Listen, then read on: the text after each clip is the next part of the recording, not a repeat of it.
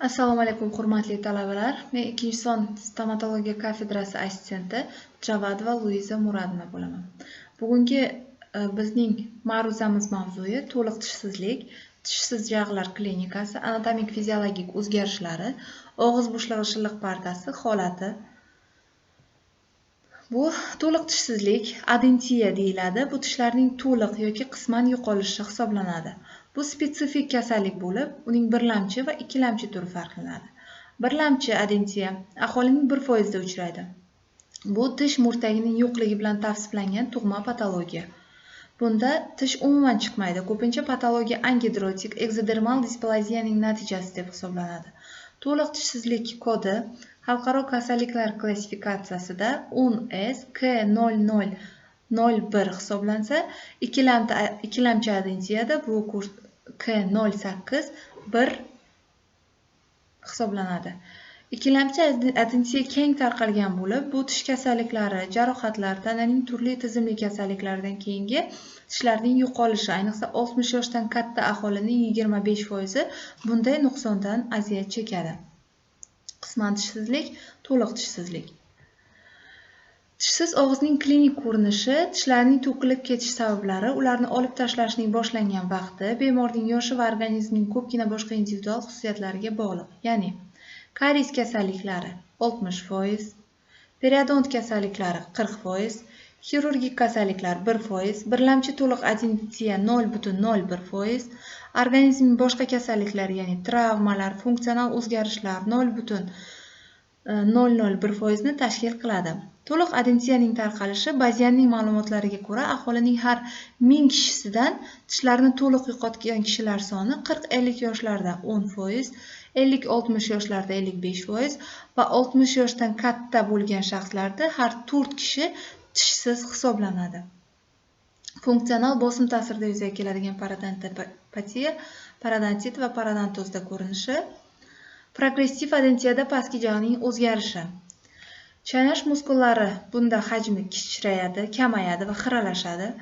Yuzda pastki jag'ning alveolar o'sig'ining til yuzasi, yuqori jag' alveolar o'sig'ining vestibulyar yuzasi suyak to'qimalarining atrofiyasi natijasida qarilik progeniyasini ifodalaydi.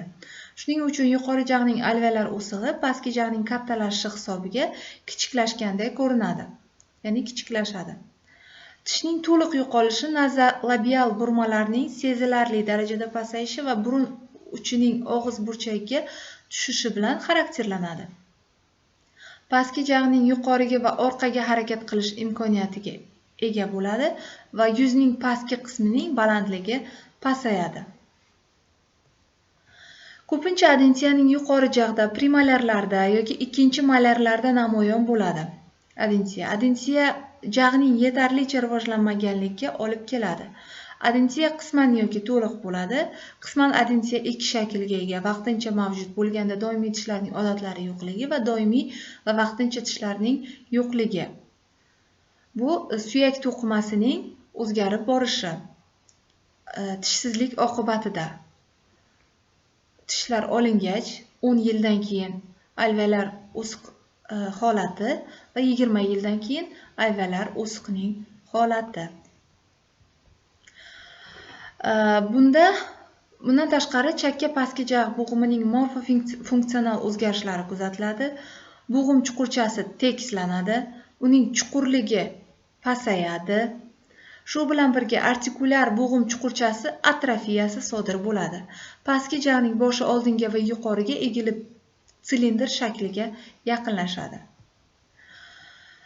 Klassifikatsiyasi. Shredder tishsiz yuqori jag'lar uchun alveolar o'siq atrofiyasini 3 ta turini ajratishni taklif etgan. Birinchi turida bunda yuqori alveolar o'siq bilan ajralib turadi. U zich shilliq qavat bilan qoplangan va chuqur tanglay va tor torus bilan ifodalanadi. Ikkinchi turida alveolar o'siqning o'rtacha atrofiyasi, bu o'rta chuqurlikdagi tanglay va aniq torus bilan tavsiflanadi.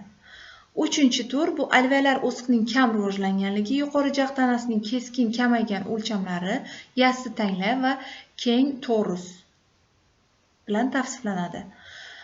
Protez qo'yishga kelsak, bu birinchi tur tishsiz jag'lar uchun eng ma'qul protez qo'yish uchun eng ma'qul tur hisoblanadi. Keller tishsiz pastki jag'lar uchun alveolar o'siq atrofiyasini 4 ta turini ajratishni taklif etgan. Birinchi tur bu alveolar o'siq qisman bir tekis yemirilganligi ko'rishimiz mumkin bu yerda. Bu o'siqning oldingi va yon tomonga harakatlarini cheklaydi. Mushaklarning birikish nuqtasi o'siqning asosida joylashadi.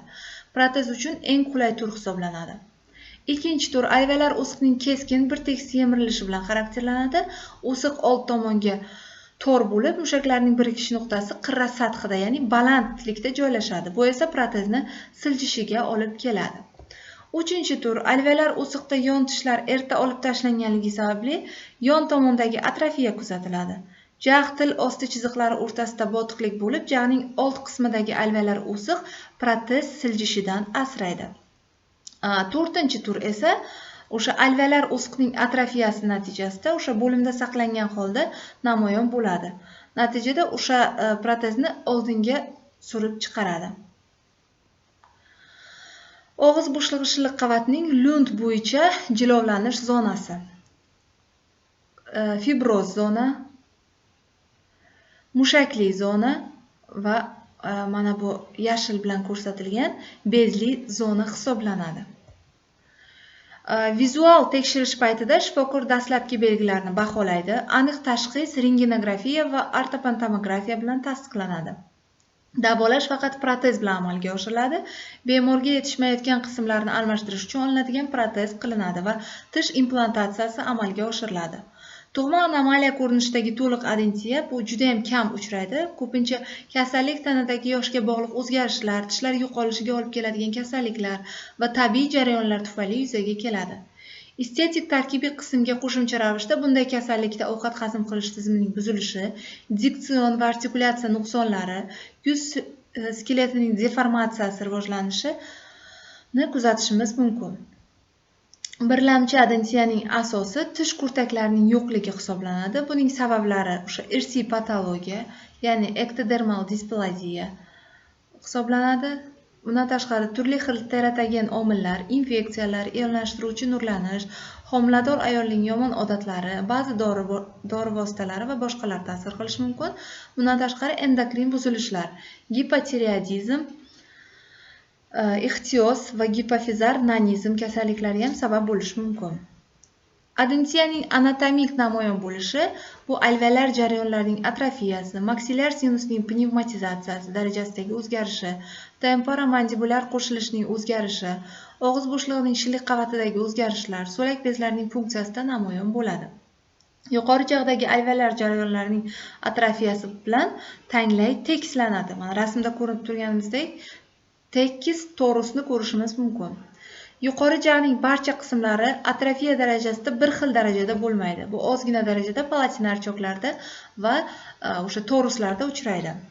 Tishlar yo'qligi sababli alveolar suyak qayta tiklanadi. Bu yangi suyak paydo bo'lish uchun va erkak qirralarining atrofiyasi bilan birga keladi. Morfologlar adentiya bilan maksilyar sinusning pnevmatizatsiyasi darajasi oshishini aniqladilar. Tishlar yo'qligi bilan sinus devorlarining qalinligi pasayishi kuzatiladi. Adentiya bilan og'rigan bemorlarda sinuslarning pastki qismi burun bo'shlig'ining pastki qismida joylashgan bo'ladi. Mana bu normada bu adentiyasi bo'lgan bemorlarda. Adentiya yuqori jag'da ifodalanganligi sababli alveolar jarayon asta-sekin maksilyar sinusning pastki qismiga yaqinlashadi. Natijada ular orasida faqatgina ingichka suyak bo'lagini ko'rishimiz mumkin bo'ladi. Tishlarning to'liq yo'qligi tufayli yuz jag' tizimida aniq funksional buzilishlar, ya'ni yuz suyagi va uni qoplaydigan yumshoq to'qimalar atrofiyasi kuzatiladi. Jag'ning tanasi va shoxlari ingichka, pastki jag'ning burchagi esa qalinroq bo'ladi. Bunday bemorlarda nazolabial burmalarning aniqlanishini kuzatishimiz mumkin. Burunning uchi, og'iz burchaklari, hatto ko'z qovoqlarining tashqi qirralarini ko'rishimiz mumkin. Yuzning pastki 1/3 qismi sezilarli darajada pasayadi, yuzda esa qarilik ifodasi paydo bo'ladi. E'tiboringiz uchun rahmat.